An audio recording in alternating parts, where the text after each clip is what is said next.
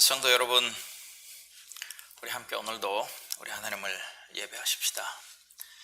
2주 전에는 눈이 왔었고 지난주 주일에는 날씨가 아주 화창하고 좋았는데 오늘은 안개가 많이 낀 그런 오전입니다. 그렇지만 어떤 환경에서도 우리는 우리 하나님을 예배할 수 있습니다. 우리 함께 다 같이 예배하십시다. 우리 다 같이 눈을 감고 침묵 가운데 하나님께서 우리를 예배로 부르시고 계시고 또 우리가 하나님을 우리의 예배 가운데로 초대하는 그런 시간들을 갖기 바랍니다. 다 같이 눈을 감고 묵도하시기 바랍니다. 이새의 줄기에서 한 싹이 나며 그 뿌리에서 한 가지가 자라서 열매를 맺는다. 주님의 영이 그에게 내려오신다. 지혜와 총명의 영, 모략과 권능의 영, 지식과 주님을 경외하게 하는 영이 그에게 내려오시니 그는 주님을 경외하는 것을 즐거움으로 삼는다. 그는 눈에 보이는 대로만 재판하지 않으며 귀에 들리는 대로만 판결하지 않는다. 가난한 사람들을 공의로 재판하고 세상에서 억눌린 사람들을 바르게 논죄한다. 그가 하는 말은 몽둥이가 되어 잔인한 자를 치고 그가 내리는 선고는 사악한 자를 사형에 처한다. 그는 정의로 허리를 동여매고 성실로 그의 몸에 띠를 삼는다. 그때에는 이리가 어린 양과 함께 살며 표범이 새끼 염소와 함께 누우며 송아지와 새끼 사자와 살찐 짐승이 함께 풀을 뜯고 어린아이가 그것들을 이끌고 다닌다. 암소와 곰이 서로 버시되며 그것들의 새끼가 함께 눕고 사자가 소처럼 풀을 먹는다. 젖먹는 아이가 독사의 구멍 곁에서 장난하고 젖된 아이가 살무사의 굴에 손을 넣는다. 나의 거룩한 산 모든 곳에서 서로 해치거나 파괴하는 일이 없다. 물이 바다를 채우듯 주님을 아는 지식이 땅에 가득하기 때문이다. 하나님 아버지, 우리가 예수 그리스도 안에서 이런 놀라운 소망을 품고 살아가게 하심을 감사드립니다. 하나님, 오늘도 그 하나님 앞에 우리가 나와 예배합니다. 하나님을 찬양합니다. 하나님께 감사합니다. 하나님을 인정합니다. 하나님을 전심으로 구합니다. 하나님, 오늘도 우리가 예수 그리스도로 말미암아 하나님을 예배할 수 있음을 감사드리면서 그 예수 그리스도로 말미암아 오늘도 우리의 영혼을 새롭게 회복시켜 주시고 새롭게 창조해 주시옵소서. 예수님 이름으로 기도합니다. 아멘. 네, 우리 찬송하시겠습니다. 우리 찬송가 29장인데요. 성도여 다 함께, 성도여 다 함께, 할렐루야, 아멘.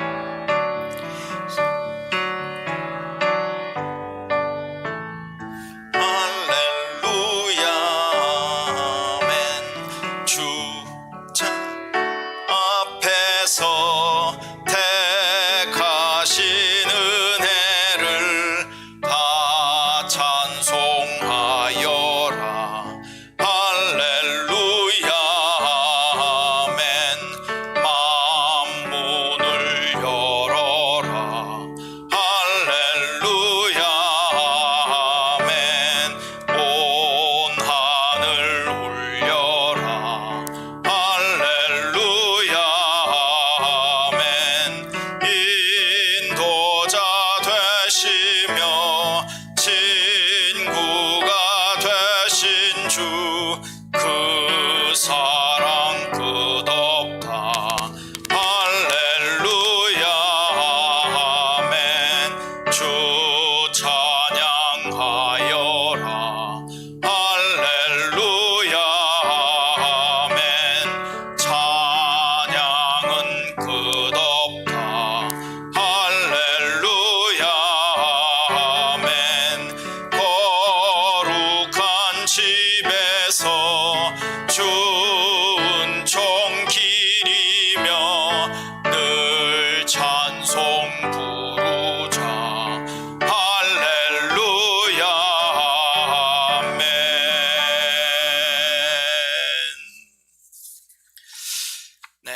함께 우리 주님께서 우리에게 가르쳐 주신 기도 우리 함께 하도록 하겠습니다. 우리 같이 기도합니다.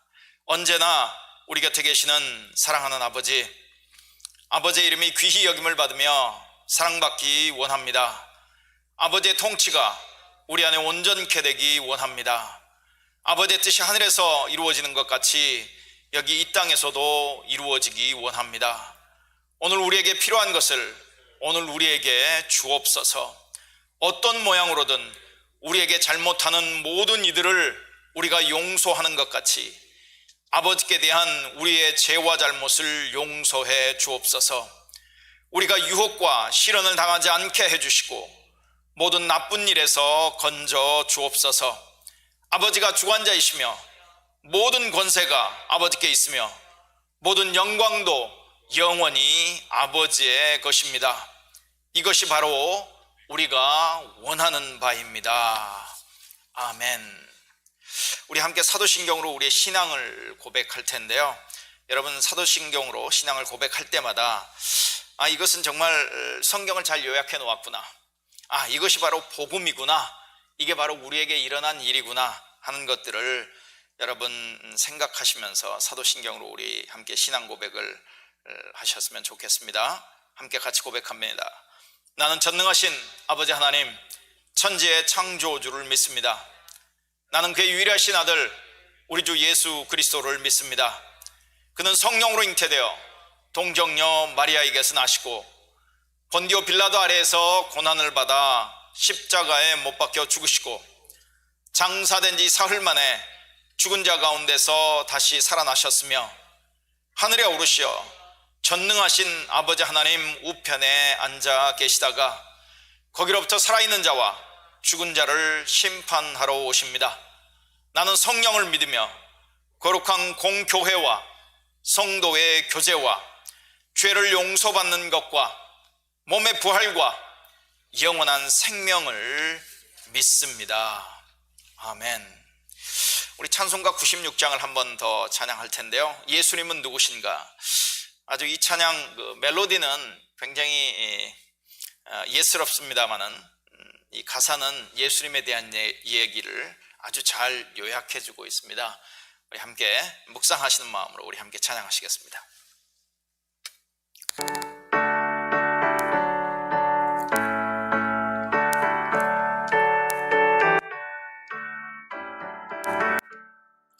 예수님은 누구신가. 우는 자의 위로와 없는 자의 풍성이며 전한 자의 높음과 잡힌 자의 노임 되고 우리 기쁨 되시네. 예수님은 누구신가. 약한 자의 강함과 눈먼 자의 빛이시며 병든 자의 고침과 죽은 자의 부활되고 우리 생명 되시네. 예수님은 누구신가. 주한 자의 정함과 죽을 자의 생명이며 죄인들의 중보와 멸망자의 구원되고 우리 평화 되시네. 예수님은 누구신가. 온 교회의 머리와 온 세상의 구주시며 모든 왕의 왕이요 심판하실 주님 되고 우리 영광 되시네.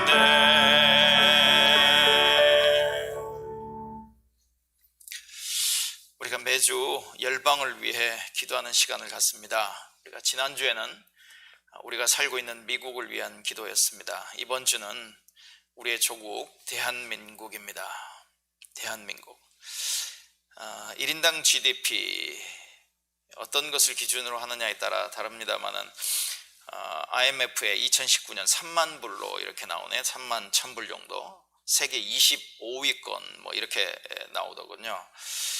우리 대한민국 인구가 5,200만 명 정도 됩니다. 5,200만 명. 미국은 세계 5위의 GDP 국가이고요. 일본은 세계 22위의 GDP 국가로 이렇게 보고가 되고 있습니다. 한국에 총 23개의 종족이 있다. 이렇게 그 자슈아 프로젝트라고 하는 열방을 선교하기 위한 그 자료들을 제공하고 있는 자슈아 프로젝트에서는 그렇게 얘기합니다. 한국에 총 23개 종족, 그 중에서 미전도 종족은 11개 종족이 있다. 단일 민족인 그 한국에 23개 종족이 있다고 하는 것이 좀 낯설게 들릴지는 모르겠습니다만 지금 그렇습니다. 현실이 11개 종족이 인구로 따지면 한 44만 명 정도가 미전도 종족으로 이렇게 분류됩니다. 자슈아 프로젝트에서는 대한민국의 기독교를 30%로 이렇게 잡고 있어요. 글쎄요, 여러분 동의하실지 모르겠습니다만은 기독교 30%, 그 중에 개신교가 66%, 카톨릭이 30% 정도 되고 불교가 24% 정도, 토속 종교가 10% 정도, 이슬람은 1%가 되지 않습니다. 그리고 종교 없음으로 대답하고 있는 사람들이 약 32% 정도 됩니다. 여러분, 오늘은 열방을 위한 기도 대한민국 편입니다. 여러분 그 기도에 함께 동참해 주시면 고맙겠습니다. 같이 기도하겠습니다.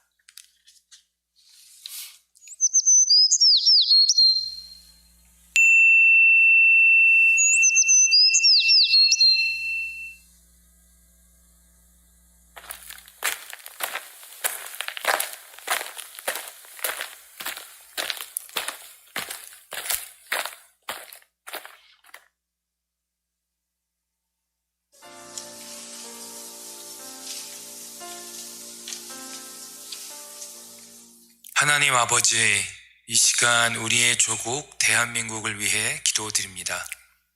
일찍이 주의 복음을 들고 온 선교사들을 사용하셔서 가난하고 어렵던 나라에 영적, 육적인 부흥과 발전을 허락하신 주님의 크신 은혜를 감사합니다. 복음을 통해 어두움 가운데 있던 많은 영혼이 믿음으로 구원을 받았고, 선교사들이 세운 병원과 학교들을 통해 차별 중에 있던 수많은 사람들이 치유되며 교육과 잠재력 개발의 기회를 얻었습니다. 많은 선교사를 다시 파송하는 나라가 되었지만 오늘날 한국 교회와 믿는 자들이 처한 안타까운 현실을 보며 주님 앞에 긍휼을 구합니다. 수많은 사람들이 교회를 떠나 하나님 없는 삶을 살아가고 있는 이때에 교회 안에 만연한 명목주의와 하나님보다 더 사랑한 우상들을 회개합니다. 나라와 민족이 주님 앞에 겸손히 나아가므로 하나님의 말씀과 뜻에 순종하게 하시옵소서. 주의 긍휼을 부으시고 이 땅을 고쳐주시옵소서. 나라의 지도자들에게 지혜와 분별력을 주시고 주의 공정과 정의로 나라를 다스리며 사회에 만연한 부조리와 부패가 하루속히 끊어지게 하시옵소서. 정치적, 경제적, 사회적 문제들로 분열된 이 나라가 하나로 회복되게 하시고 상처와 아픔이 있는 곳마다 치유의 기회가 주어지고 현실적이고도 효과적인 대책들이 세워지기를 간구합니다. 어려운 팬데믹 상황에 한국 정부와 국민에게 지혜와 결속력을 주셔서 초기 대응을 잘하고 대처하게 하셨음을 주님께 감사드립니다. 그럼에도 불구하고 다양한 경로를 통해 집단 감염은 계속되고 의료진과 의료체계도 점차로 한계점에 이르고 있는데 주께서 은혜를 주시옵소서. 타격이 심한 실업자, 소상공인과 가난하고 소외된 많은 사람들이 낙심하지 않도록 그리고 실제적인 도움을 받을 수 있기를 간구합니다. 외국인 노동자들과 이주자들도 힘든 상황 가운데 있는데 주께서 보호하시고 한국에 거주하는 동안 복음을 듣고 구원받는 계기가 되게 하옵소서. 복음을 접하지 못한 많은 영혼들이 구원을 받고 본국으로 돌아가서 축복의 통로가 되게 하시기를 간구합니다. 오늘도 인권과 자유가 억압된 북한 땅을 기억하시고 하루속히 복음이 자유롭게 선포되며 많은 영혼이 예배자로 세워지게 하시옵소서. 위험을 무릅쓰고 탈북하여 새로이 한국 땅에 정착한 탈북민들에게 주께서 은혜를 주시고 교회와 믿는 자들이 복음의 도구로 사용되게 하시기를 간구합니다. 교회와 성도들이 이웃을 돌아보고 선한 영향력을 드러내며 맡기신 선교의 사명을 다함으로 열방을 향한 축복이 되게 하시옵소서. 주여 긍휼히 보시고 이 땅을 축복하시옵소서. 예수 그리스도의 이름으로 기도드립니다. 아멘.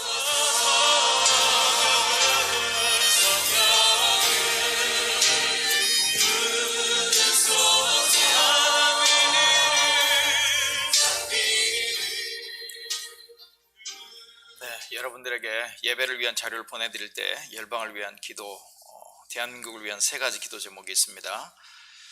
그 기도 제목을 기억하시면서 여러분의 개인 기도 시간에도 기도해 주시면 고맙겠습니다. 또 매주 반복해서 말씀드립니다. 우리 교회에서 재정적으로 지원하고 함께하는 선교지가 있습니다. 5곳의 성경 번역 선교사들이 있고요. 인도 아가페 코타지 아이들이 있습니다. 김영달 선교사, 우리 동문이죠. 김영달 선교사의 아프리카 말씀 사역, 김종 목사님, 우리 교회 16년간 목회하셨던 김종 목사님의 멕시코 신학교 사역을 기억해 주십시오. 새물교 플러스 출판사의 문서 사역, MK 네스트의 선교사 자녀 사역들, 그리고 컴패션 아이들을 위해서도 여러분 잊지 말고 꼭 기도해 주시기 바랍니다. 네, 오늘은 우리 김정동 집사님께서 우리를 대표해서 또 기도해 주시겠습니다. 우리 같이 기도하십시다.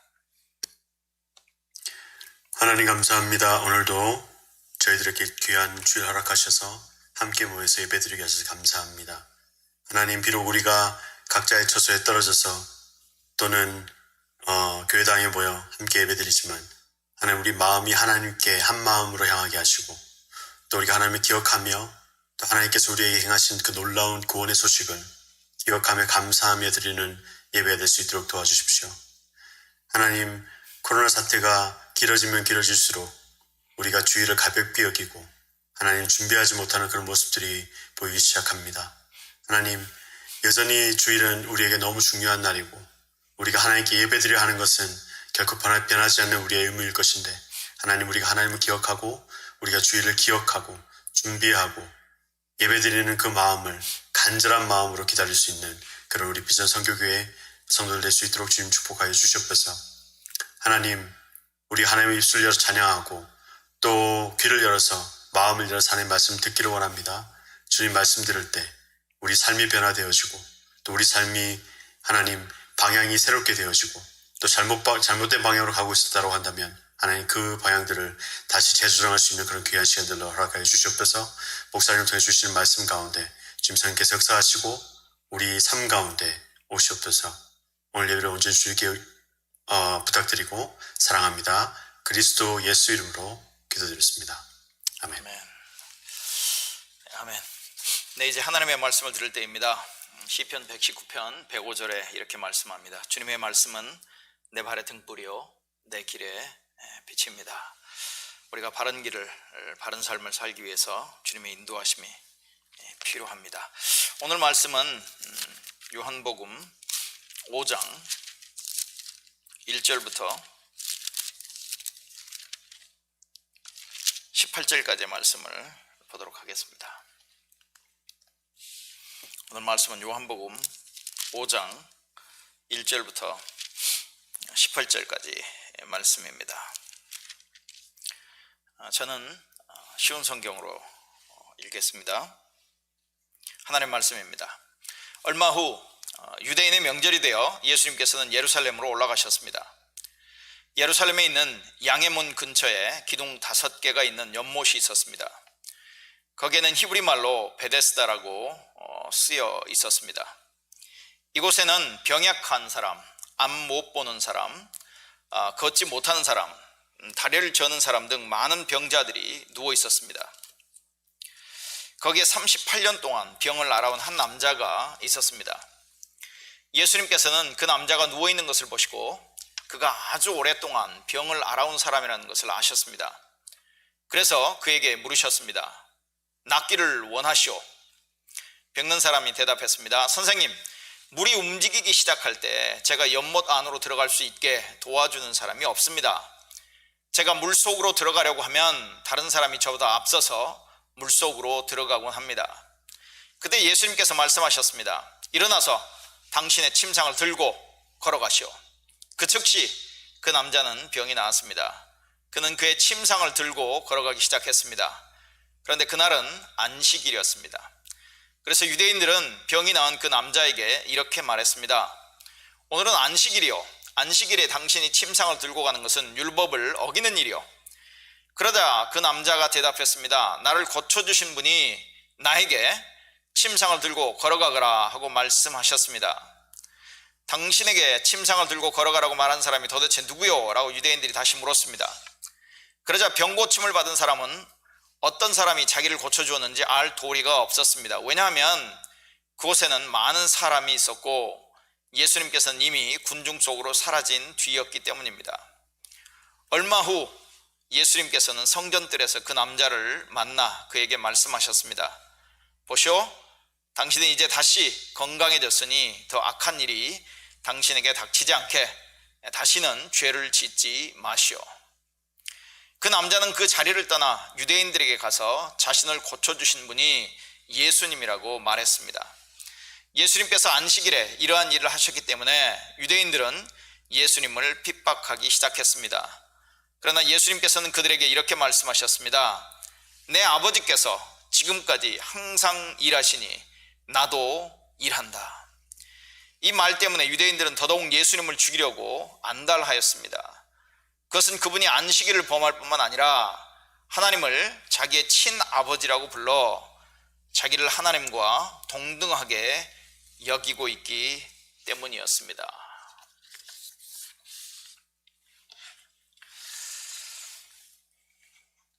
성경의 이야기는 창조에서 시작해서 새 창조로 끝납니다. 그리고 예수께서는 이 이야기의 정점에 서 계시고 예수님은 새 창조를 이루기 위해서 이 땅에 오셨습니다. 성경의 이야기는 이렇죠. 하나님이 천지를 창조하십니다. 인간이 하나님께 반역하죠. 죄가 세상에 들어와서 다스리기 시작합니다. 그리고 하나님은 그 죄로 말미암아 망가진 세상을 회복하는 회복 프로젝트를 시작하십니다. 그래서 아브라함을 부르시죠. 그리고 아브라함의 자손을 통해 열방을 복주기 원하신다는 하나님의 뜻을 나타내 보이십니다. 그리고 아브라함의 자손인 이스라엘 민족을 애굽에서 구원해 내신 이후에 그들에게 특별한 지위를 주시죠. 그리고 특별한 역할과 특별한 사명을 주십니다. 그러나 그 이스라엘이 실패를 하게 되죠. 여기서 우리는 이런 질문을 해볼 수 있습니다. 그럼 여기서 하나님의 회복 프로젝트는 멈추는 것인가? 하나님도 이제 어찌할 수 없는 일인가? 성경은 단호하게 거기에 대한 대답을 합니다. 아니다. 오히려 하나님께서 친히 육신을 입고 이 땅에 오셨다. 예수께서 실패한 구약의 이스라엘이 아닌 참 이스라엘로 오셨다. 예수께서는 하나님의 뜻대로 이 세상을 회복시키고 새롭게 창조하시기 위해서 오셨다. 예수님의 말씀과 예수님의 치유사역, 그리고 죽음, 부활, 그리고 하나님 오른편에 앉으심, 그 모든 일들을 통해서 예수님께서 공식적으로 온 우주의 통치자가 되셨다. 그리고 그분의 공식적인 통치가 시작되었고 하나님의 새 창조는 이미 시작되었다고 얘기하고 있습니다. 예수님의 죽음과 부활이 새 창조의 시작이고 예수 그리스도의 다시 오심은 새 창조의 완성이 되는 것입니다. 우리 그리스도인은 이미 시작된 새 창조 그리고 완성될 새 창조 그 사이를 살아가고 있다고 하는 것이죠. 이것을 가리켜서 우리는 보통 이렇게 얘기합니다. 우리는 종말의 때를 살아가고 있다. 우리는 종말의 때를 살아가고 있다. 이 종말이라고 하는 단어를 들을 때 여러분 무서운 어떤 이미지를 그리지 마시고 우리는 새로 시작된 새 창조, 이미 시작된 새 창조, 그리고 완성될 새로운 창조, 하나님의 회복, 그 중간 시대를 살아가고 있다. 그 말을 다른 말로 표현하면 우리는 종말의 때를 살아가고 있다, 이렇게 설명할 수 있습니다. 사실 여러분, 영원한 생명이라고 하는 것은 문자 그대로 번역을 하면 오는 세대의 생명입니다. 즉 완성된 새 창조, 새 창조가 완성되어졌을 때 우리가 가지게 될, 우리가 누리게 될, 우리가 경험하게 될, 우리가 맛보게 될 그 생명, 그 오는 세대의 생명을 가리켜서 영원한 생명이라고 얘기하는 것이죠. 그런데 이미 그 새 창조가 시작이 됐기 때문에 우리는 그 영원한 생명을 지금 여기서 가지고 있고, 그리고 그 영원한 생명을 지금 여기서 경험할 수 있는 것이죠. 어떤 그 목회자가 그것을 이렇게도 표현했어요. 우리는 세상에 참여하여 다가올 세상의 시제품을 바로 여기 일상 가운데서 보여줘야 한다. 그러니까 저와 여러분이 예수를 믿으면 우리는 이미 새 창조에 참여를 하게 되는 것이죠. 우리는 이미 새 창조가 완성되어질 때 경험하게 될 그러한 영원한 생명을 가지게 되는 것이죠. 그리고 그것을 가지게 되고 누리게 되고 경험하게 되는데, 그것을 어떻게 표현했느냐면 다가올 세상의 시제품이다. 다가올 세상의 시제품, 그러니까 완성되어져서 완성품으로 팔아야 할 어떤 다가올 세상의 시제품을 바로 여기서 우리는 일상 가운데서 경험할 수 있고, 우리는 그 일상 가운데서 세상에 그 모습을 보여줄 수 있어야 한다. 그렇게 얘기하고 있습니다. 요한복음에는 예수께서 행하신 새 창조를 증거해주는 최소한 7개의 표적이 나옵니다. 표적, 사인. 2장에 가나의 혼인잔치에서 일어난 물이 포도주가 된 사건, 4장 후반부를 보면 불치병으로 죽어가고 있던 왕의 신하의 아들을 살린 사건, 그리고 오늘 본문에 나오는 38년 된 병자를 회복시킨 사건, 그리고 요한복음 6장에 나오는 오병이어의 사건, 그리고 6장에도 또 나오는 무리를 걸은 사건, 그리고 요한복음 9장에 보면 날 때부터 보지 못하던 시각장애인을 고친 사건, 그리고 요한복음 11장을 보면 죽은 나사로를 살린 사건. 이 사건들은 모두 표적입니다. 단순한 기적이 아니라 표적이라고 얘기하고 있다고 하는 것이죠. 예수께서 새 창조를 이루고 계시다라고 하는 표적들입니다. 그리고 그 표적 중의 표적은 바로 예수 그리스도의 죽음과 부활인 것을 알 수 있죠. 그렇기 때문에 여러분, 요한복음을 읽을 때, 복음서를 읽을 때에 새 창조가 일어나는 곳에는 유대인과 사마리아인의 차별이 없습니다. 구별이 없죠. 유대인과 이방인의 차별과 구별이 없습니다. 왕의 신하이든 아니면 38년 된 병자이든 구별이나 차별이 없다고 하는 것이죠. 누구에게나 새로운 창조는 가능하다고 하는 것이죠. 그 새 창조가 일어나면 죽음도 없습니다. 슬픔도 사라집니다. 울음도 사라집니다. 아픔도 없을 것입니다. 그게 요한계시록 21장 3절에서부터 4절까지가 우리에게 증거하고 있는 말씀 아닙니까? 한번 들어보십시오. 보아라, 하나님의 집이 사람들 가운데 있다. 하나님이 그들과 함께 계실 것이요 그들은 하나님의 백성이 될 것이다. 하나님이 친히 그들과 함께 계시고 그들의 눈에서 모든 눈물을 닦아주실 것이다. 다시는 죽음이 없고 슬픔도 울부짖음도 고통도 없을 것이다. 이런 것들이 다 사라져버렸기 때문이다. 이게 완성된 새 창조 때의 모습이라면 그 새 창조의 시제품을 지금 여기서 우리가 경험하고 가질 수 있고 누릴 수 있다면, 보일 수 있다면, 지금 우리가 살아가고 있는 이 사회 속에서도, 세상 속에서도, 우리의 일상 속에서도 눈물을 닦아주는 일, 죽음이 없는 일, 슬픔과 울부짖음과 고통이 없는 일, 하나님이 우리와 함께 하시는 일들이 우리 가운데 증거되어지고 나타날 수 있어야 한다고 하는 것이죠. 오늘 요한복음 5장에 나오는 이 이야기도 단순한 기적이 아닌 또 다른 표적이라고 우리는 말할 수 있습니다. 예수께서 하나님과 동등한 분이시고 예수께서는 지금 새 창조 일을 행하고 계시는 것을 보여주고 있는, 구체적으로 보여주고 있는 표적이라고 하는 것이죠. 여러분, 4장 후반부를 보면 왕의 신하의 아들을 고친 사건이 나옵니다. 그리고 오늘 본문에는 38년 된 명자를 고친 사건이 나와요. 이 두 사건과 관련해서 한국인 신학자인 그 김세인 교수라고 하는 분은 이렇게 표현합니다. 예수께서 종말에 치유와 생명을 가져오신 분이라는 것을 보여주는 사건이다. 죽음을 극복하고 삶으로 가득 찬 새 창조를 가져오는 표적이 된다. 그렇게 이분은 설명하고 있습니다. 여러분, 오늘 본문을 보면 38년 된 병자가 새 창조를 경험하는 이야기가 나옵니다. 예수께서 명절에 예루살렘을 방문하시죠. 특별히 베데스다 연못이라고 하는 곳을 방문하게 됩니다. 오늘 본문을 보면 베데스다 연못에 대한 여러 가지 자세한 설명이 나옵니다. 그리고 이 베데스다 연못에 대한 고고학적인 어떤 발견으로 성경에서 기록된 내용들이 확인된 사실이라고도 우리는 알 수 있습니다. 단순히 요한 사도는 영적 교훈을 담은 어떤 사건들을 꾸며서 우리에게 전달해주고 있는 것이 아니라 실제 역사 속에서 어느 특정 시간에 어느 특정 장소에서 일어난 사건, 즉 예수께서 행하신 새 창조의 일을 기록하고 있다는 것이죠.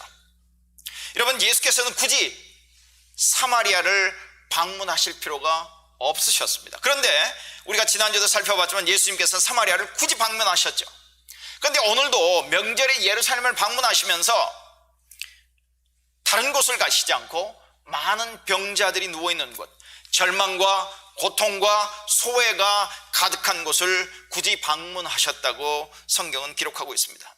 여러분, 연못가에 모여있는 병자들 한번 보십시오. 눈먼 사람들입니다. 다리 저는 사람들입니다. 중풍병자들입니다. 한번 그 모습을 한번 상상해 보실 수 있겠습니까? 여러분, 우리가 어느 지역을 방문했을 때 이런 장소를 굳이 방문하고 싶을까요? 그곳에 모여있는 사람은 거의 정상적인 사람은 없습니다. 참 절망적인 어떤 그런 상황 속으로 예수님께서 찾아가고 계시는 모습을 볼 수 있죠. 그리고 거기에 모이는 사람들은 연못에 물이 동할 때 그 누구보다도, 연못에 그 물이 움직일 때 그 누구보다도 가장 먼저 들어가는 사람, 그 사람이 나올 수 있다라고 하는 그것을 소망하면서 그곳에 그냥 누워있는 어떤 그런 모습. 그런데 연못에 물이 움직일 때 그 누구보다도 제일 먼저 들어가면 어떤 병이라도 나을 수 있다라고 하는 것, 그것은 확인되지 않은, 검증되지 않은, 어찌 보면 미신에 불과한 이야기라고 하는 것이죠. 그런데 그것을 붙들고 절망적인 상황에 있는 사람들이 모여있는 곳, 그곳을 지금 예수께서 방문하고 계시다고 하는 것입니다. 그 많은 병자들 중에서도 예수님께서 특별히 38년 된 병자에게 주목하시고 그를 찾아가십니다. 그리고 우리는 이런 질문을 해볼 수 있죠. 왜 그 사람일까? 왜 그 사람일까? 그런데 왜 그 사람일까? 이렇게 질문을 해보지만 특별한 답은 얻을 수가 없을 것 같아요. 아마 우리가 생각해 볼 수 있는 답은 이럴 수 있을까요? 그 중에서도 가장 아마 상태가 심각한 사람이 아니었을까? 우리는 그렇게 추측해 볼 수 있을 뿐입니다. 그리고 예수님께서 이 사람에게 다가가서 질문을 합니다. 네가 낫고 싶으냐? 네가 낫고 싶으냐? 왜 예수님이 이 질문을 하셨을까? 왜 이렇게 질문을 하셨을까? 그 질문을 했던 이유를 우리는 알 수 없지만 그 질문에 이 병자가 대답을 하게 되죠. 그리고 그 대답을 통해서 우리는 중요한 사실 몇 가지를 알 수 있습니다. 분명한 한 가지는 이겁니다. 이 병자가 처한 스스로 자기를 구원할 수 없는 절망적인 상태에 있다고 하는 사실을 우리는 알 수 있다는 것이죠. 그렇지만 동시에 예수님께서 네가 낫고 싶으냐라고 하는 그 질문 속에는 예수님께서 내가 너에게 치유를 제공할 수 있다라고 하는 참 은혜로운 그런 말씀이 담겨 있다고도 우리는 생각해 볼 수 있습니다.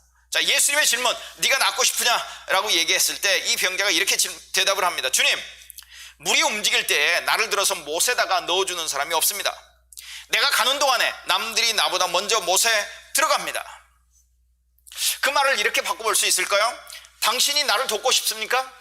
그렇다면 여기서 기다리다가 연못에 물이 움직일 때 나를 다른 사람이 앞서 저 연못에 넣어줄 수 있겠습니까? 당신이 그 일을 할 수 있겠습니까?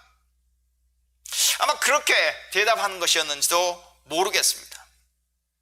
그런데 이 병자의 대답이 끝나자마자 예수님께서 다른 어떤 말씀도 하시지 않습니다. 곧바로 이 병자에게 이렇게 얘기하죠. 일어나서 내 자리를 걷어가지고 걸어가거라. 여러분, 이 38년 된 병자에게 예수님께서 하신 명령이 세 가지가 나옵니다. 일어나라, 내 자리를 들어라, 그리고 걸어가라.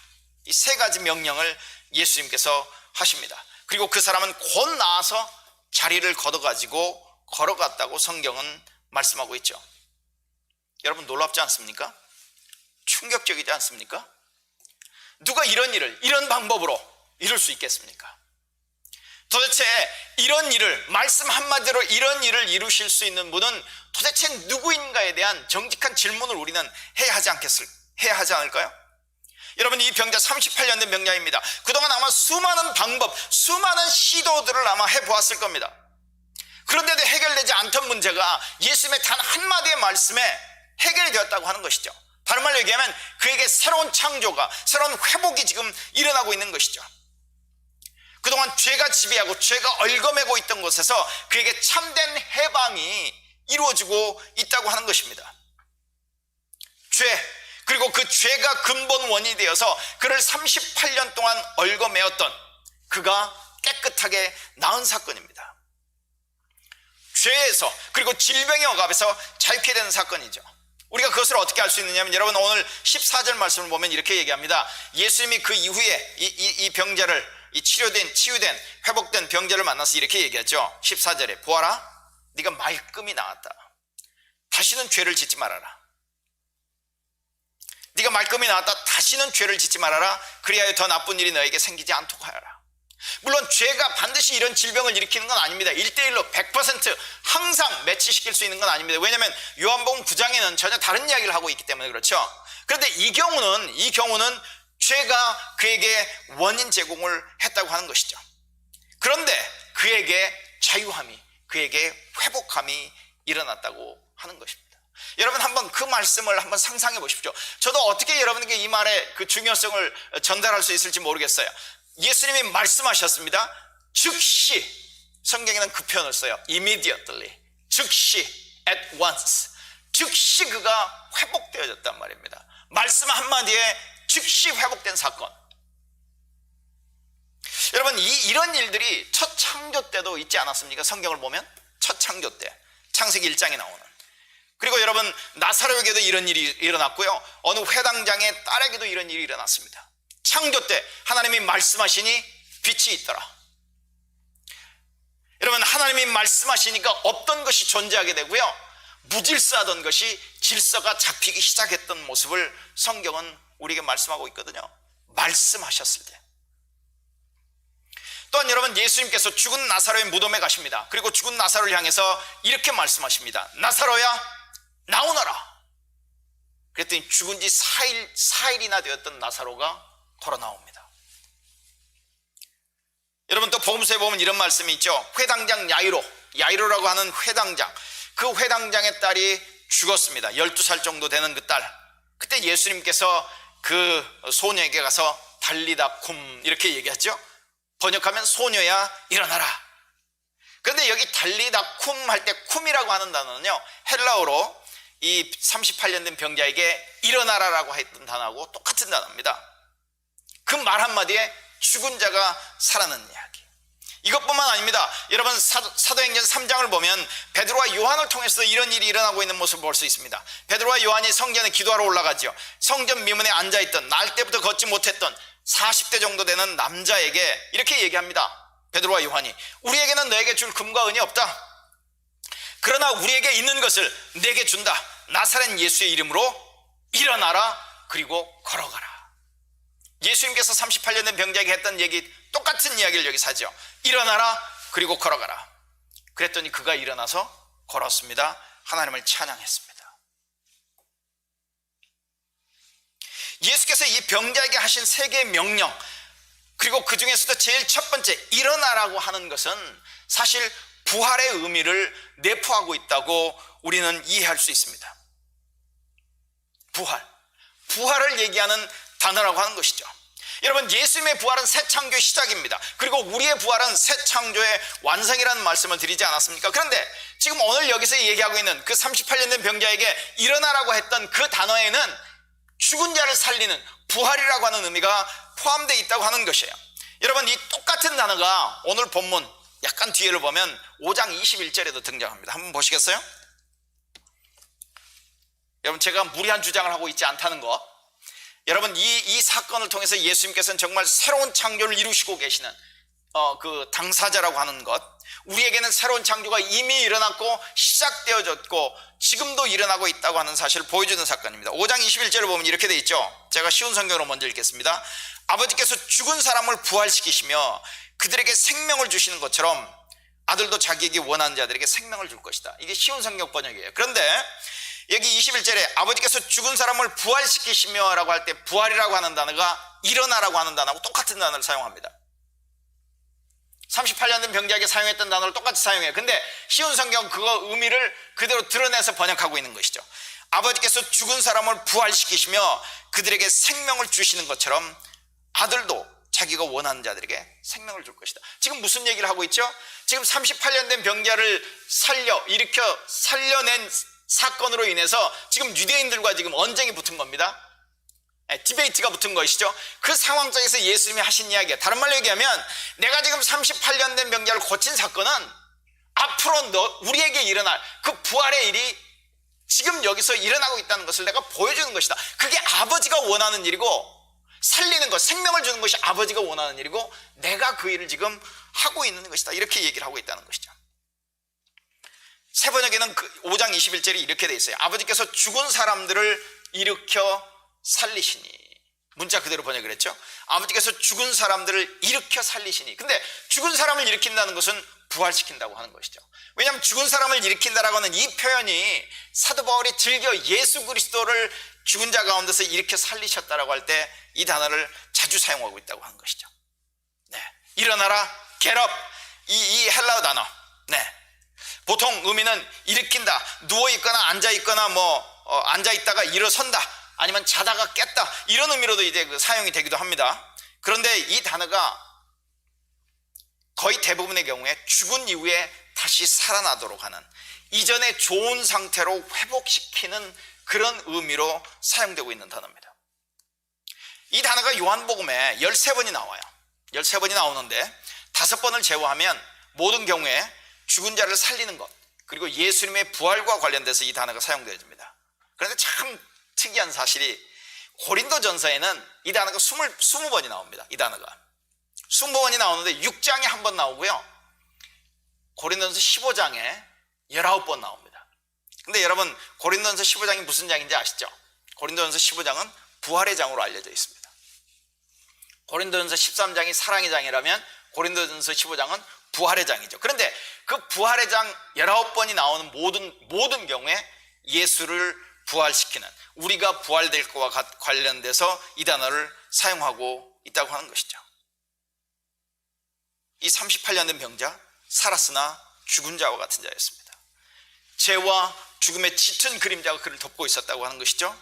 이런 상태에 있는 인간을 자유케 하고 살리고 생명을 주는 것이 아버지의 뜻이었고, 그리고 예수께서는 그 아버지의 뜻을 이어서 행하기 위해서 오셨다고 얘기하는 것이죠. 그래서 오늘 본문 중에 이런 말씀이 있죠. 아버지께서 지금까지 일하시니 나도 일한다. 나도 일한다. 오늘 38년 된 병자를 고치는 사건은 단순한 기적이 아닙니다. 표적이에요. 예수께서 새 창조를 이루고 계시는, 새 창조의 주님이 되심을 우리에게 보여주고 있는, 그래서 누구든지 새로운 창조를, 새로운 회복을 원하는 자는 예수께로 나오라고 하는 사도 요한의 그 초청을 우리는 들을 수 있어야 하는 것이죠. 예수님으로 인해 새 창조를 경험하기까지 이 병자, 이 38년 된 병자는 외톨이였습니다. 소외된 자였습니다. 관심을 가지는 사람이 아무도 없었습니다. 그리고 치열한 경쟁에서 매번 패배했던 패배자요, 낙오자였고, 우리의 표현으로 그는 루저였습니다. 그는 루저였어요. 여러분, 7절에 그가 예수님께 대답했던 대답의 내용이 나오죠. 다시 한번 좀 살펴보겠습니다. 7절 이렇게 얘기하죠. 주님, 물이 움직일 때에 나를 들어서 못에다가 넣어주는 사람이 없습니다. 내가 가는 동안에 남들이 나보다 먼저 못에 들어갑니다. 여러분, 이 병자의 대답을 우리가 어떻게 이해할 수 있을까요? 이 사람이 자기 형편을 아주 사실적이고 아주 객관적으로 냉철하고 이성적으로 지금 예수님에게 설명했을까요? 그랬을 것 같지는 않습니다. 그러면 혹 이 사람의 대답에는 이런 뉘앙스가 포함되어 있을까요? 자기의 일에는 관심이 없는, 결코 자신을 도와주려고도 하지도 않고 도와주지도 않는 그런 이웃, 자기가 속해 있는 공동체, 그리고 그 사회에 대한 어떤 원망과 비난 섞인 말을 하고 있는 것일까요? 한국의 젊은 세대들이 헬조선이라고 부르짖을 때 어떤 그들이 의미하고자 했던 말과 같은 어떤 그런 뉘앙스들을 우리는 생각해 볼 수 있을까요? 아니면 누구도 자기에게 양보하지 않아. 누구도 자기에게 양보하지 않아. 누구도 자기를 배려하지 않아요. 누구도 자기를 먼저 앞세우려고 하지 않아요. 그 심한 경쟁의 한가운데 자기가 그래서 매번 뛰어들지만 매번 뛰어들 때마다 패배하고, 그리고 이런 일이 반복되면서 깊은 절망 그리고 좌절에 빠진 어떤 자신의 모습을 지금 한탄스럽게 예수님께 얘기하고 있는 것은 아닐까 하는 생각을 우리는 해보게 되는 것이죠. 어떤 뉘앙스를 했던 이 병자의 대답에서 알 수 있는 몇 가지 사실이 있습니다. 몇 가지 사실이 있어요. 첫째는 이거죠. 이 병자를 도와주는 사람이 없었다는 것이죠. 관심을 기울여주는 사람도 없었습니다. 누군가가 자기를 도와주었으면 하는 간절한 기대와 소망을 가지고 있었는데 누구도 자기를 도와주지 않았다고 하는 것이죠. 여러분 한번 생각해 보십시오. 38년 된 병자예요. 38년 된 병자. 그것도 2000년 전입니다. 아마 이 사람은 그들의 가족 그리고 자기가 살고 있는 어떤 지역 공동체에서 버려졌거나 소외될 가능성이 굉장히 높지 않겠습니까? 그래서 거지로 살아갔을 겁니다. 남들의 도움이 아니면 근데 거지 취급을 하면서 던져주었던 어떤 그런 곳으로 살아갔을 가능성이 높지 않았을까 하는 생각을 해보는 것이죠. 그리고 그렇게 소외되고 버림받은 사람에게 누가 또 더 이상 관심을 기울일 수 있겠냐는 것이죠. 누가 그를 도와주고 싶었겠냐는 것입니다. 여러분 우리말에도 이런 말이 있죠. 오랜 병수발에 효자 없다. 오랜 병수발에 효자 없다. 그래서 이것과 관련해서 어떤 이야기들이 있을까, 어떤 사건 사고가 있었을까 싶어가지고 구글 서치를 좀 해봤더니요, 이런 기사가 나옵니다. 2016년 6월 26일에 MBC 뉴스에 나왔던 일본의 이야기인데요. 들어보십시오. 일본에서는 긴 병이 효자 없다는 말을 떠올리게 하는 사건들이 자주 발생하고 있답니다. 근데 이건 일본의 이야기만은 아닐 겁니다. 한국에도 이런 사건에 대한 이야기들을 우리는 종종 듣게 되니까요. 오랜 병수발에 지친 가족들이 견디다 못해 살인이나 동반자살 같은 극단적 선택을 하고 있다. 도쿄 인근 치바현에서 귀가 먹고 다리가 불편한 누나를 산속에 버린 60대 남성. 후쿠시마에선 뇌졸중으로 거동이 불편한 91살의 시어머니와 함께 죽으려고 60대 며느리가 집에 불을 지른 사건. 치매인 어머니를 아버지와 함께 10년째 돌봐온 40대 딸이 부모를 차에 태우고 강으로 뛰어든 사건. 간병 기간이 길어지면서 빈곤층으로 전락해서 떠돌이 생활을 하는 간병 난민까지 생겨나고 있는 상황이다. 이렇게 얘기를 해요. 오랜 병 수발에 효자 없다는 말. 이 사람은 38년 되었습니다. 나이가 얼마인지는 모르겠어요. 38년을 평생을 그랬는지, 아니면 젊어서부터 일하기 시작하고 젊어서부터 그렇게 했는지, 아니면 결혼을 한 이후부터 38년이었는지 모르겠어요. 그런데 지금 그에게는 혼자 있다는 것이죠. 누구도 도와주지 않고 누구도 그에게 관심을 기울이지 않는다는 것이죠. 이런 사람에게 새 창조의 주님이신 예수께서 찾아오신 겁니다. 그리고 그를 회복시키셨습니다. 예수께서 먼저 그에게 가셨어요. 그가 예수께 나온 게 아닙니다. 아니, 자기에게 네가 낫고자 하느냐라고 물었을 때 자기 앞에서 그 질문을 하고 있는 사람이 누구인지도 알지 못했던 그 사람에게 예수님이 일방적으로 찾아가셨다고 하는 것이죠. 그리고 그렇게 말씀하셨습니다. 일어나라, 침상을 들어라, 그리고 걸어가라. 부활의 주님이, 새 창조의 주님이 그렇게 하신 것입니다. 그리고 그 예수님의 한마디가 그를 온전케 회복시켰습니다. 새 삶을 시작하게 한 것이죠. 여러분 잘 아는 말씀, 고린도후서 5장 17절인가요? 누구든지 그리스도 안에 있으면 새로운 피조물이다. 근데 제가 그 말씀을 할 때마다 새로운 피조물이라고 하는 단어를 다르게 설명을 했죠. 쉬운 성경도 그렇게 번역하고 있고요. 그게 맞는 번역이라고 생각합니다. 누구든지 그리스도 안에 있으면 새로운 창조이다. 우리가 그리스도 안에 있다는 것은 우리에게 새로운 창조가 시작되어졌다고 하는 이야기예요. 자, 그 병자의 대답 중에서 우리가 알 수 있는 두 번째 사건은 이겁니다. 누구도 그 병자에게 양보하거나 그를 배려한 사람은 없었습니다. 치열한 경쟁에서 오직 자신의 힘만으로 살아남아야 했던 그런 사람이었던 것이죠. 그런데 이 병자는 불행하게도 그 경쟁에서 매번 실패했던 것 같습니다. 그래서 낙오자였고 그는 루저였습니다. 그가 아마 이렇게 얘기하는 것 같아요. 내가 온갖 힘을 써서 연못에 내려가려 할 때 항상 나보다 앞서는 사람이 있습니다. 나는 매번 경쟁에서 뒤처집니다. 나는 실패자입니다. 낫고 싶지만 실제 나을 수 있는 대안은 없습니다. 그저 그렇게 오늘도 여기 소망 없이 누워 있습니다. 매번 경쟁에서 실패한 나의 모습으로, 좌절한 모습으로 나는 여기에 지금 누워 있습니다라고 아마 그는 얘기하고 있는지도 모르겠습니다. 여러분 한번 상상해 보십시다.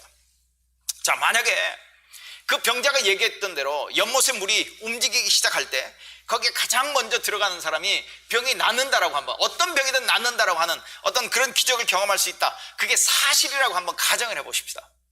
사실일 가능성은 없지만 만약 그것이 가능하다면 그 연못에 물이 움직이기 시작할 때 어떤 일들이 일어날까요? 여러분의 그 풍성한 상상력을 한번 사용해 보십시오. 이미 거기에는 수많은 병자들이 모여 있습니다. 물이 움직이길 기다리고 있죠. 그런데 물이 움직인다는 사실을 아는 순간 그 연못에 먼저 들어가기 위한 피 튀기는 경쟁이 아마 시작이 되겠죠. 그곳에 양보가 있을까요? 그곳에 남을 배려함이 있을까요? 오히려 아마 수단 방법을 막론하고 어떤 반칙을 사용해서라도, 어떤 방해를 해서라도, 앞서가는 사람의 옷을 붙잡아 뒤로 밀쳐내서라도 내가 우선 먼저 못에 들어가 살고 봐야 하는 것 아닐까요? 지금 우리가 살아가고 있는 사회와 그 당시에 이 모습을 비교하면 그 이야기가 오히려 바른 설명 같아 보이지 않습니까? 왜 남을 배려하지 않습니까? 왜 남을 앞세우지 않습니까? 라고 얘기한다면 아마 이렇게 대답하겠죠. 내가 연못에 들어가서 내가 치료를 받아야 그 다음에 내가 뭐 남을 배려하든지 남을 앞세우든지 하는 일이라도 가능한 일 아니겠느냐, 뭐 그런 일들을 아마 하겠죠. 그런데 이 38년 된 병자는 아마도 그 중에서 가장 심각한 상태에서 항상 그 경쟁에서 밀릴 수밖에 없었을 것입니다. 이런 일이 반복되고 또 반복되는 것이죠. 여러분, 우리는 한국 사회의 경쟁의 모습을 많이 얘기하죠. 그래서 경쟁, 한국 사회의 그 피튀기는 경쟁의 모습과 관련해서 젊은 세대들이 사용하는 단어들이 중에 뭐 이생망, 이번 생은 망했다, 뭐 헬조선, 이런 단어를 사용한다는 이야기를 많이 듣지 않습니까? 그래서 이제 이 경쟁과 관련된 이런 표현들을 한번 또 구글링을 해봤습니다. 그랬더니 이런 게 있어요. 공정, 미래, 헬조선에는 없어요. 또 어떤 타이틀에는 경쟁에 탈탈 털린 J세대, G세대. 이 G세대는 1990년대 중반 이후에 태어난 세대랍니다. 아마 하영이가 G세대겠지? 그치? 한국은 경쟁에 탈탈 털린 G세대. 여러분, 경쟁이 너무 격해지니까 남을 배려하거나 돌아보는 경우들이 없다는 것이죠. 그 일이 지금 2000년 전 베데스다 연못 가서만 일어나고 있는 것이 아니라 한국 사회에서 지금 우리가 처한 상황 속에서도 이루어지고 있다고 하는 것이죠. 어느 여론조사 결과가 나와 있습니다. 한국은 헬조선이다. G세대가, Z세대가 이렇게 얘기했습니다. 71%의 Z세대가 그렇게 대답했어요. 우리나라는 믿고 의지할 수 있는 사회다. 네, 우리나라는 믿고 의지할 수 있는 사회다. 이렇게 질문했더니 Z세대의 74%가 노노노, 그렇지 않다. 그렇게 대답했다는 것이죠. 여러분, 지금 한국에서 똑같이 일어나고 있는 것 같아 보이지 않습니까? 네. 제가 이것을 찾다 보니까 어떤 짧은 유튜브가 있어서 그걸 켜봤더니 자기 나름대로도 뭐 유튜브를 통해서 뭔가를 알리려고 했던 친구인지 젊은 친구인지 하여튼 이렇게 시작하고 있더군요. 살아가는 것은 진짜 힘들다는 거예요. 그 이유에 대해서 고민을 해봤는데 이게 다 경쟁 때문인 것 같아요. 이렇게 얘기하더라고요. 경쟁 때문인 것 같아요. 삶이 힘들다고 하는 게 아마 20대 중반 정도 돼 보여야 되는데, 여러분 이것도 아시죠? 1등만 기억하는 더러운 세상. 인생은 전쟁이다. 어떤 책 제목은 무한 경쟁이 대한민국을 잠식한다. 다 부정적인 표현입니다. 여러분, 2018년에 이런 조사를 했어요. 한국 대학생에게 물었습니다. 고등학교와 가장 잘 어울리는 이미지가 뭐냐? 그랬더니 81%가 이렇게 답을 했답니다. 사활을 건 전쟁터라는 거죠.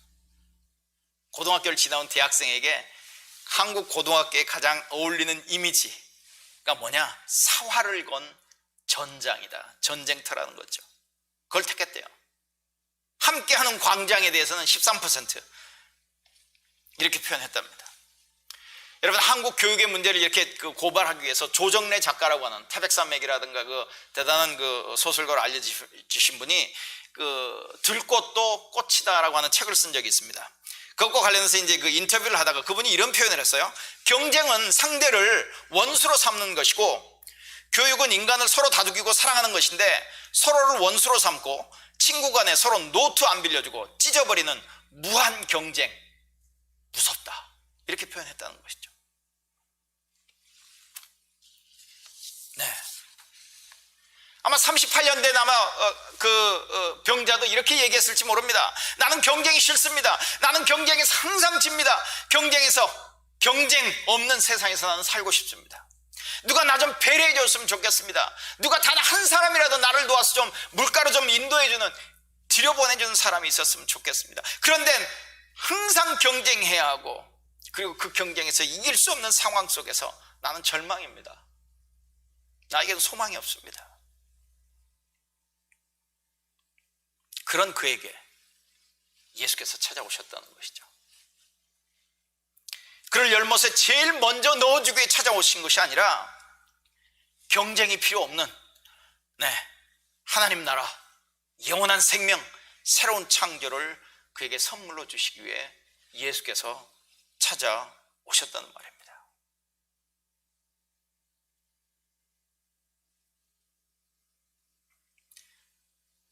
그리고 이 병자에게, 그 병자가 예수님께 대답했던 그 대답에서의 마지막 하나를 더 찾아볼 수 있다면, 정말 이 병자는요, 헛된 것에 소망을 두고 있습니다. 지금까지 38년 동안 헛된 것에 소망을 두고 거기에 기대를, 거기에다가 올인하고 지금 살아가고 있는 모습을 볼 수 있죠. 그 연못에 물이 동할 때, 그 연못에 물이 움직일 때 가장 먼저 들어가기만 하면 정말 낫는 것인가? 이건 검증되지 않은 거예요. 이건 확인되지 않은 것입니다.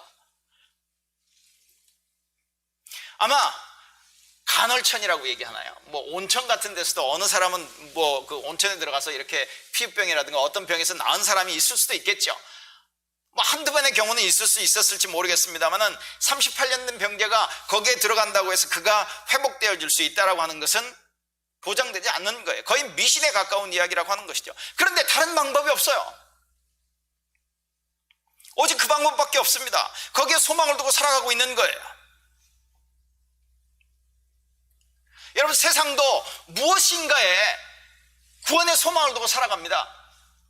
저도 그렇고 여러분도 그렇고요. 무엇인가에 우리는 구원의 소망, 나를 구원해 줄 것이라고 하는, 나를 새롭게 창조해 갈 것이라고 하는, 그 표현을 써도 좋을까요? 나를 구원해 줄 거라고 하는, 나를 회복시켜 줄 거라고 하는, 나를 온전케 해줄 거라고 하는 어떤 기대와 소망을 가지고 살아가고 있다고 하는 거예요. 거기에서 예외 있는 사람은 아무도 없습니다. 그런데 문제는 내가 소망을 걸고 있는 것이 미신적인 것인 거냐, 아니면 정말 참된 것인 거냐. 우리 질문해 볼 필요가 있겠죠. 무엇이 우리를 구원할 수 있죠? 우리는 무엇을 의지해야 하는 겁니까? 누가, 아니면 무엇이 우리의 구원자입니까? 요즘 시대에는 그렇게 얘기하는 사람도 있습니다. 금융 자본주의의 시스템이 세상의 구세주의인 것처럼 생각하는 사람이 있습니다. 충분한 물질만 있으면 나는 구원받고, 그래서 충분한 물질적인 어떤 소유가 나의 구원자가 된다고 생각하는 사람도 있죠. 어떤 사람은 학력, 그리고 학벌에 그 소망을 두고 있는 사람도 있습니다. 어떤 사람은 이데올로기에. 네. 어떤 사람에는 사회주의에 소망을 두고 있는 사람이 있는가 하면, 어떤 사람은 자본주의 시스템에 소망을 두고 있는 사람도 있습니다. 어떤 사람은 보수적 가치를 추구하는 어떤 그 정당이 나를 구원해 줄 거라고 생각하는 사람도 있습니다. 아니면 어떤 사람은 진보적인 가치를 추구하는 정당과 정치인에게 구원의 소망을 두고 있는 사람도 있다는 것이죠. 아니면 어떤 특출한 인물에게 소망을 두고 있는 사람도 있습니다.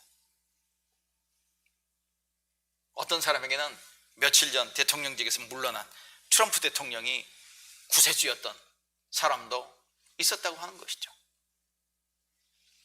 그런데 성경은 이렇게 얘기합니다. 그런 것들은 우리에게 좀 도움이 될 수 있을지 모르겠지만, 우리가 살아가는데 필요한 부분일 수 있겠지만, 그런 것들은 우리를 구원할 수 없다. 그건 우리를 구원할 수 없다. 오직 예수 그리스도만이 우리를 구원하실 수 있다. 그분만이 우리에게 영원한 생명을 주실 수 있다. 그분만이 우리에게 새로운 창조를 이루실 수 있다. 그리고 예수께서는 오늘 이 병자를 치유한 사건을 통해서 이미 예수 그리스도를 통해서 새 창조가 시작되어졌고, 새 창조는 진행 중이고, 그리고 새 창조는 완성될 것이라고 하는 이야기를 오늘도 하고 계시다고 하는 것이죠. 바로 그분이 우리 앞에 있어요. 예수, 새 창조의 주님이. 그분께 나오십시오. 그분께 나오십시오. 기도하겠습니다.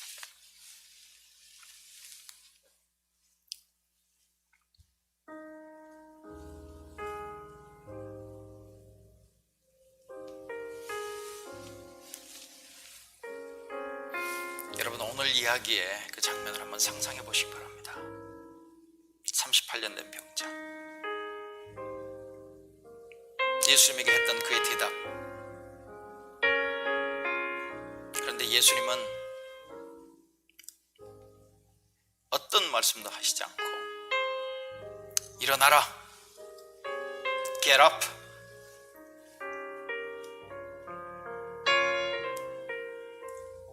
살아나라. 그런데 예수님께서 그 38년 된 병자에게 하셨던 그 말씀이 태초에 빛이 있으라 하셨던 그 하나님의 음성, 죽은 나사로를 향해서 나사로야 나오너라. 죽었던 회당장의 딸에게 일어나라.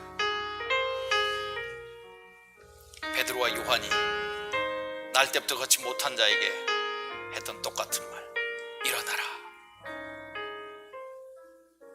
그리고 그렇게 되었죠. 우리는 예수가 우리 앞에 이렇게 가까이 계시는데, 우리는 우리의 구원을 위해 누구를, 어디를, 무엇을 바라보고 있는지.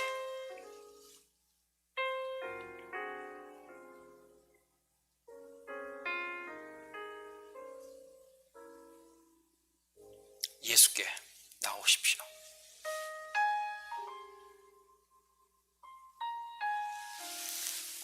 이제는 우리 주 예수 그리스도의 은혜와 하나님 아버지의 놀라우신 사랑하심과 성령의 교제하심이 우리 성도들 위해, 이 교회 위해, 그리고 지금 코로나 팬데믹을 지나고 있는 이 땅의 교회들 위해, 이 땅의 하나님의 백성들 위해, 그리고 온 열방 위해 지금부터 영원토록 함께 하시기를 예수 그리스도의 이름을 의지하여 간절히 축원하옵나이다. 아멘.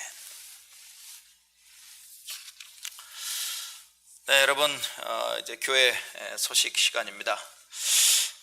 주일 현장 예배를 이제 오픈했는데요. 오늘은 지난주보다 좀 더 많습니다. 네, 오늘은 지난주보다 좀 많습니다.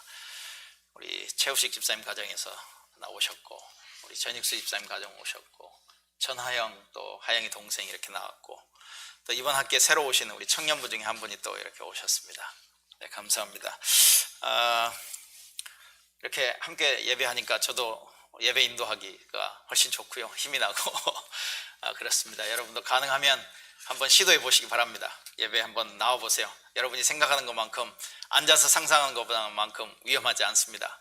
여러분, 우리 교회가 굉장히 넓어요. 사실은요, 원리 원칙대로 따진다면 굉장히 많은 숫자가 앉을 수 있습니다. 사실은 안전하게 여러분도 한번 시도해 보시기 바랍니다. 여러분, 다른 건 여러분 교회 소식을 한번 쭉 보시고요.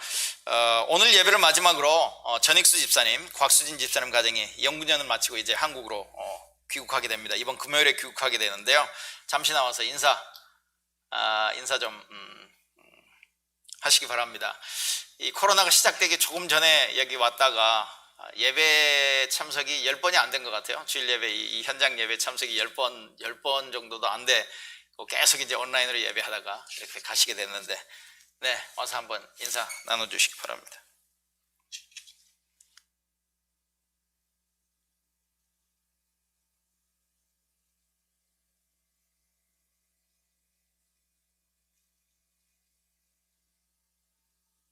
인사를 안녕하세요. 예, 전익수입니다. 전익수 집사입니다.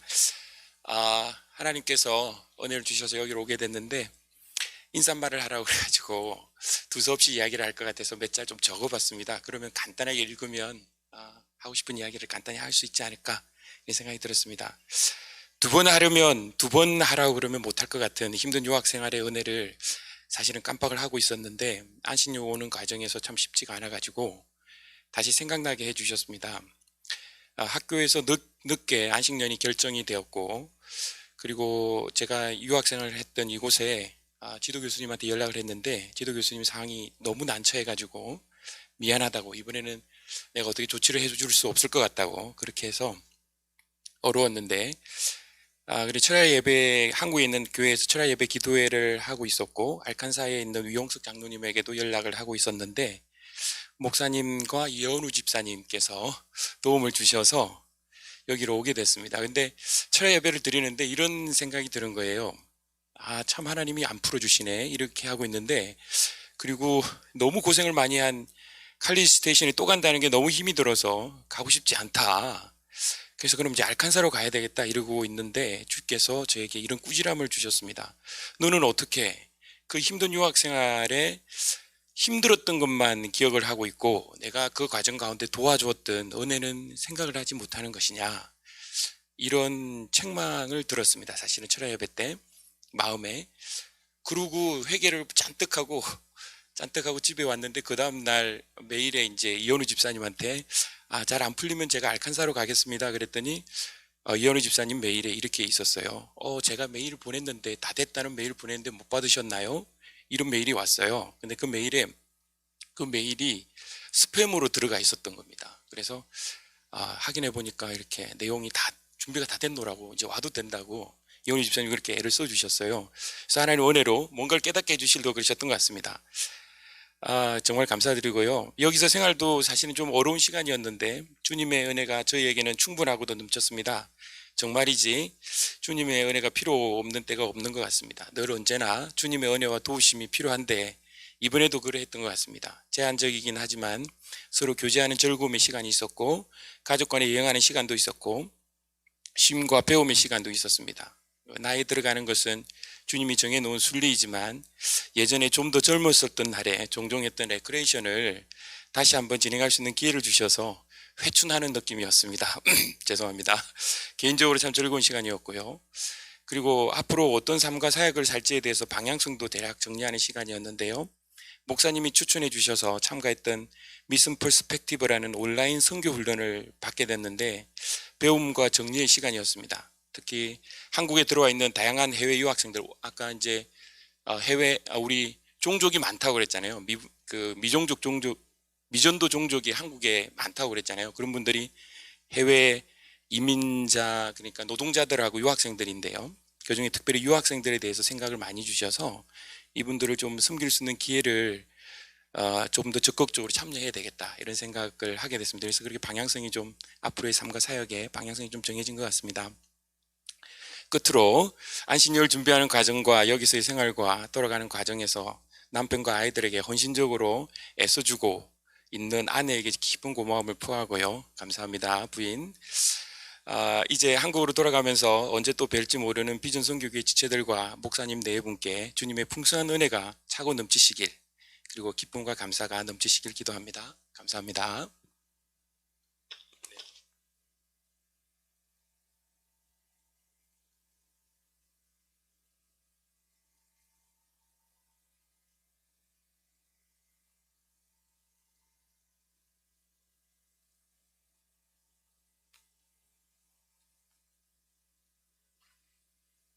빨리 와야 돼.